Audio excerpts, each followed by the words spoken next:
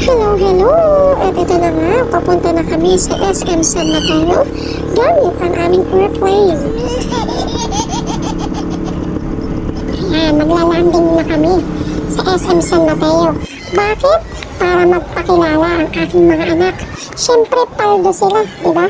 Dahil nga galing sa Christmas season, ayan, sila ay maraming kaperahan. At yung isang araw pa ako kinukulit na pumunta daw kami dito sa SM San Mateo. Sabi ko nga ibigay na lang sa akin yung pera na itatago ko o kaya naman ilalagay ko sa bangko. Aba, mga ayaw maniwala at ang sabi wala naman daw kaming account sa bangko. Sabi ko magbubukas ako pagka binigay nila ang pera nila. Aba, mukhang mga nakakatunog.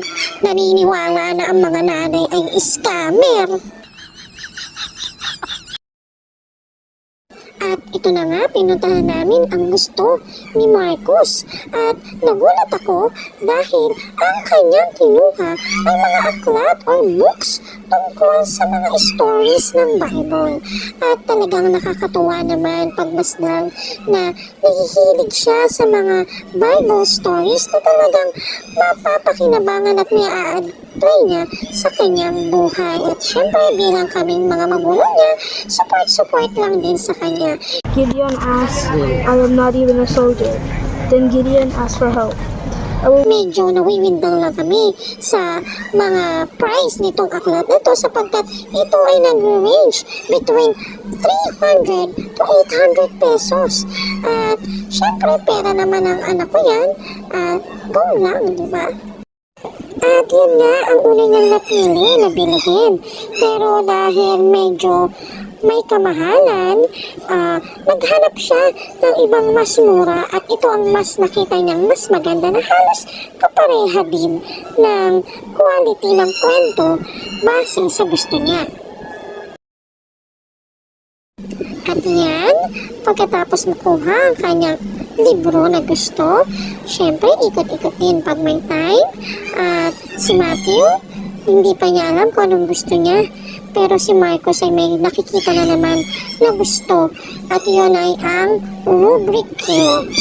Ayan, syempre pag nagustuhan, damputin dahil pera mo naman yan.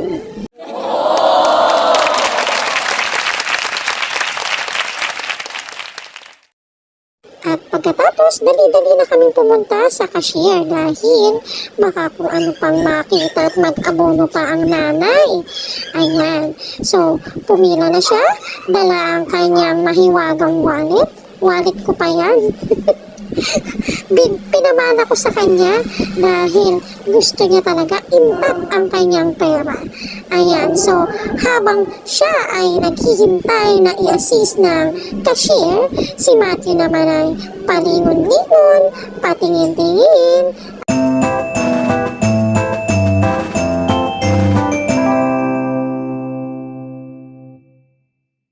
Ho, ho, ho!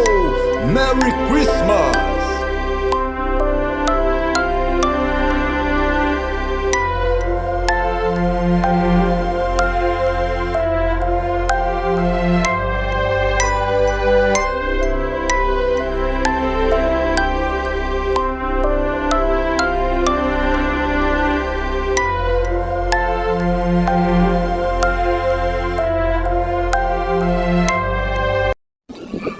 Ayun nga, at kitang-kita naman sa ngiti ni Marcos na talagang masayang-masaya siya. It's time naman para sa gusto ni Matthew. Sige, let's do it, Matthew! At ito na nga, napunta na nga kami sa toy store. At talaga na magsilip kung silip sa presyo si Marcos. At kahit anong titig mo dyan anak, kahit ako maduduling sa presyo ng mga yan. Yan kasi talaga ang gusto ni Matthew na bilhin. Yung mga riding car na yan.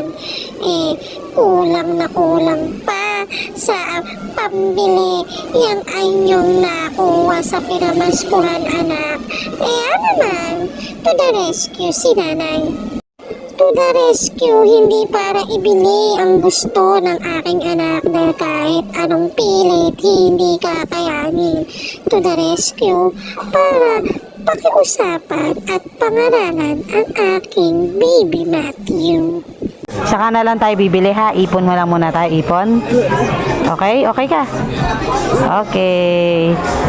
Babalik tayo dito. Ipon muna si Matthew, no? Kulang pa pera ni Matthew eh. Very good si Matthew.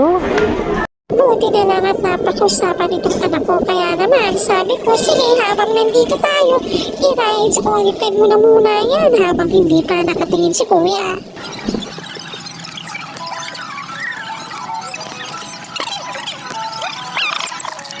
At hanggang dito na nga lang muna. Hanggang sa susunod na pagkikita. I love you!